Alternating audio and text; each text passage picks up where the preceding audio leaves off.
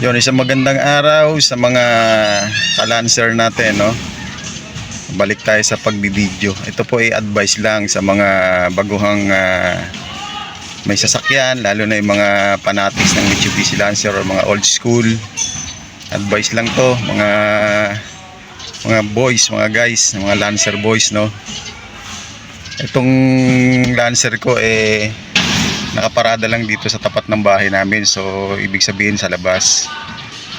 Nache-check ko siya, lalo ngayon tagulan.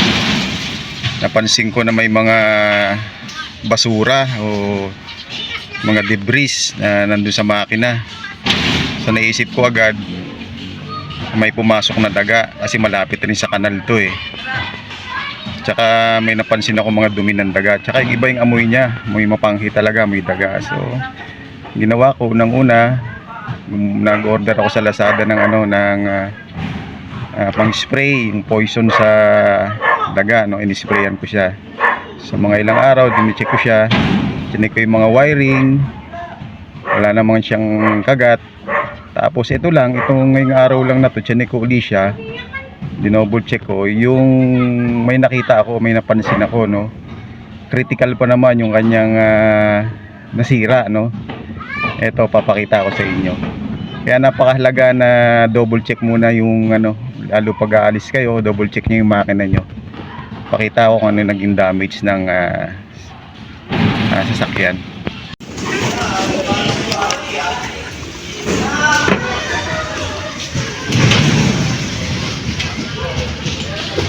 Ito yung mga wiring niya, wala naman. Dito ko nakita yung maraming dumi ng daga, tsaka iba yung amoy niya, no?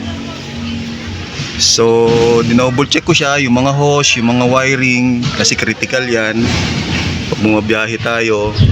At ito yung napansin ko, ito yan, sa may fuel filter sa baba niya, ayan yung nginat-ngat niya, oh.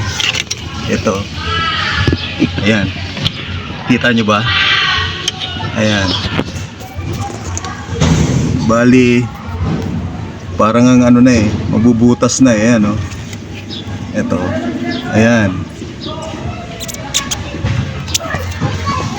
ayan, ginat-ngat, ayan yung ngat-ngat, oh. Ayan yung ngat-ngat niya. Ito, bali ito, yan. So fuel line yan, punta sa karburador, tapos sa source ng tangke.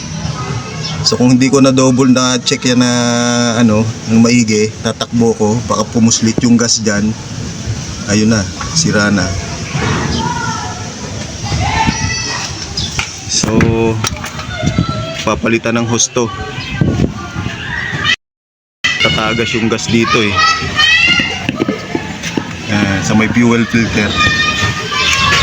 So kaya importante yung double check bago patakbuhin yung makina, bago kayo aalis.